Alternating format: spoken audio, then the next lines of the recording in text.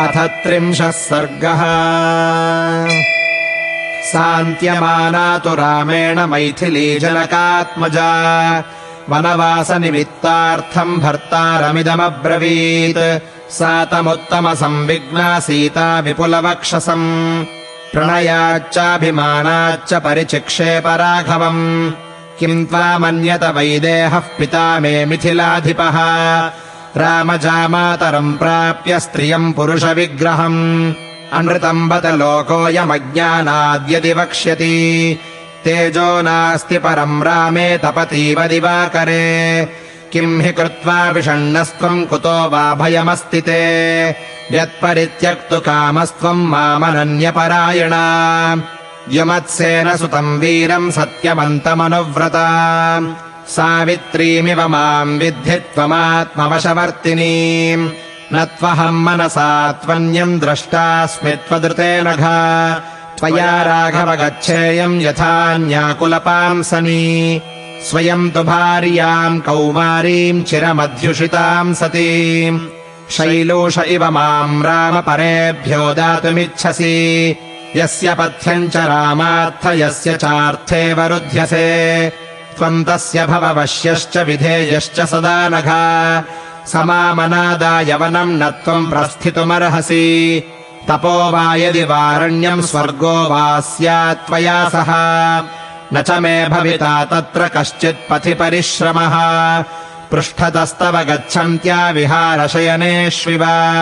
कुशकाशशरेशीका ये च कण्टकिनो द्रुमाः तूलाजिनसमस्पर्शा मार्गे मम सह त्वया।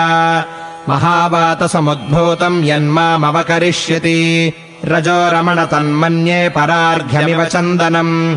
शाद्वलेषु यदाशिष्ये वनान्तर्वनगोचरा कुथास्तरणयुक्तेषु किम् स्यात् सुखतरम् ततः। पत्रम् मूलम् फलम् यत्तु अल्पम् वा यदि वा बहु दास्यसे स्वयमाहृत्य तन्मे मृतरसोपमम्। न मातुर्न पितुस्तत्र स्मरिष्यामि न वेश्मनः आर्तवान्यपभुञ्जाना पुष्पाणि च फलानि च। न च तत्र ततः किञ्चित् द्रष्टुमर्हसि विप्रियम् मत्कृतेन च ते शोको न भविष्यामि दुर्भरा।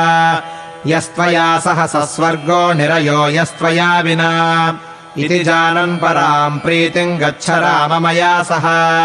अथ मामेवमव्यग्राम् वनम् नैव नयिष्यसे विषमद्यैव पास्यामि मा वशन्द्विषताम् गमम्। पश्चादपि हि दुःखेन मम नैवास्ति जीवितम् उज्झितायास्त्वया नाथ तदैव मरणम् वरम्। इमम् हि सहितुम् शोकम् मुहूर्तमपि नोत्सहे किम् पुनर्दश वर्षाणि 3 चैकम् च दुःखिता। इति सा शोकसन्तप्ता विलप्य करुणम् बहु चुक्रोशपतिमायस्ता भुजमालिङ्ग्य सस्वरम्। सा विद्धा बहुभिर्वाक्यैर्दिग्धैरिव गजाङ्गना चिरसन्नियतम् बाष्पम् मुमोचाग्निमिवारणिः। तस्या स्फटिकसङ्काशम् वारिसन्तापसम्भवम् नेत्राभ्याम् परिसुस्राव पङ्कजाभ्यामिवोदकम्। तत्सितामलचन्द्राभम् मुखमायतलोचनम् पर्यशुष्यत बाष्पेण जलोद्धृतमिवाम्बुजम्। ताम् परिष्वज्य बाहुभ्याम् विसञ्ज्ञामिव दुःखिताम्। उवाच वचनम् रामः परिविश्वासयंस्तदा न देवि पद दुःखेन स्वर्गमप्यभिरोचये। न हि मेऽस्ति भयम् किञ्चित् स्वयम्भोरिव सर्वतः तव सर्वमभिप्रायमविज्ञाय शुभानने। वासन्न रोचयेरण्ये शक्तिमानपि रक्षणे यत्सृष्टासि मया सार्धम् वनवासाय मैथिली। न विहातुम् मया शक्या प्रीतिरात्मवता यथा धर्मस्तु गजनासोरुसद्भिराचरितः पुरा। तम् चाहमनुवर्तिष्ये यथा सूर्यम् सुवर्चला। न खल्वहम् न गच्छेयम् वनम् जनकनन्दिनी वचनम् तन्नयति माम् पितुः सत्योपबृंहितम्। एष धर्मश्च शुश्रोणि पितुर्मातुश्च वश्यता।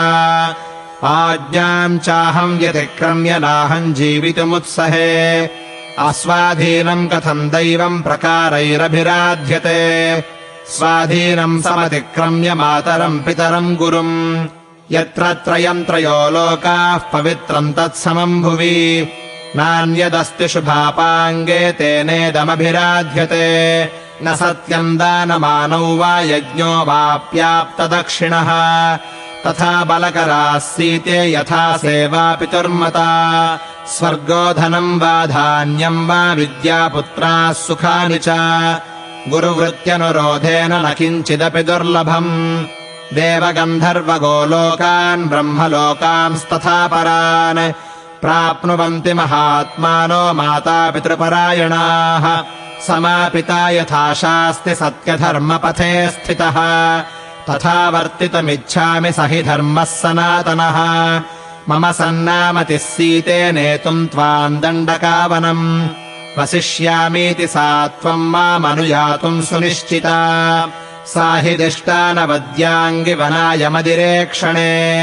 अनुगच्छस्व माम् भीरु सह धर्मचरी भव सर्वथा सदृशम् सीते मम स्वस्य कुलस्य च व्यवसायमनुक्रान्ता कान्ते त्वमतिशोभनम् आरभस्व शुभश्रोणि वनवासक्षमाः क्रियाः नेदानीम् त्वदृते सीते स्वर्गोऽपि मम रोचते ब्राह्मणेभ्यश्च रत्नानि भिक्षुकेभ्यश्च भोजनम् देहि चाशम् समानेभ्यः सन्त्वरस्व च माचिरम् भूषणानि महार्हाणि वरवस्त्राणि यानि च रमणीयाश्च ये केचित् क्रीडार्थाश्चाप्युपस्कराः शयनीयानि यानानि मम चान्यानि यानि च देहि स्वभृत्यवर्गस्य ब्राह्मणानामनन्तरम् अनुकूलम् तु सा भर्तुर्ज्ञात्वा गमनमात्मनः क्षिप्रम् प्रमुदिता देवी दातुमेव प्रचक्रमे ततः प्रहृष्टा